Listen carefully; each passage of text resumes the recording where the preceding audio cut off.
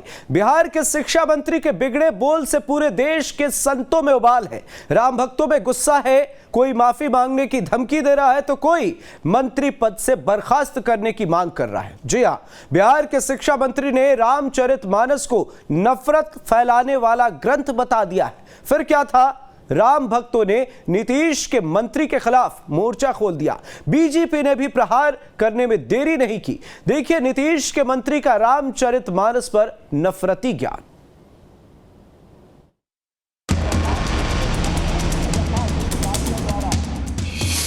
नफरत का पाठ, राम भक्तों का अपमान। राम के ग्रंथ पर सवाल, संतों का शंखनाद। रामचरितमानस जो है, नीतीश के मंत्री का ज्ञान, हिंदू आस्था पर चोट। सनातन की लड़ाई जीभ काटने पर आई। रामचरितमानस पर नीतीश के मंत्री के बिगड़े बोल।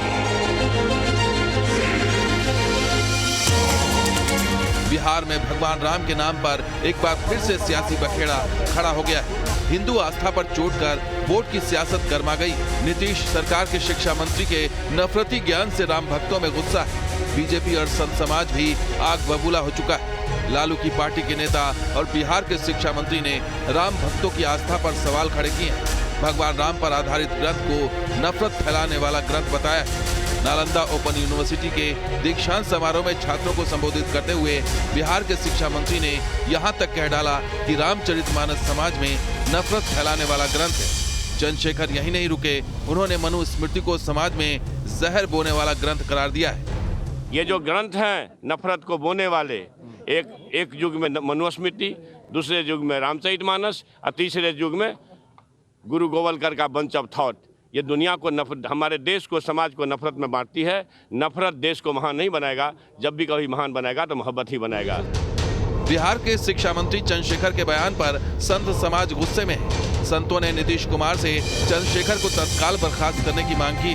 अयोध्या के संतों की माने तो ये देश राम का है, राम हमारे आदर्श है। रामचरितमानस समाज को तोड़ने नहीं बल्कि जोड़ने वाला पवित्र ग्रंथ है और मर्यादा पुरुषोत्तम भगवान राम का चरित्र है, ऐसे कहने वाले जो शिक्षा मंत्री बिहार का है उसको तुरंत मंत्री पद से हटा देना चाहिए, क्योंकि इस प्रकार की भाषा बोल करके पूरे समाज को और पूरे हिंदू समाज के साथ साथ जो भी रामचरितमानस को अपने धर्म ग्रंथ मानते हैं, उसमें पूजा पाठ करते हैं, उस सबके ऊपर ठेस पड़ेगा।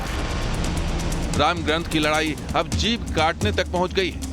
आचार्य परमहंस ने तो यहां तक ऐलान कर दिया है कि जो बिहार के शिक्षा मंत्री की जीभ काट कर लाएगा उसको 10 करोड़ रुपए का इनाम दिया जाएगा।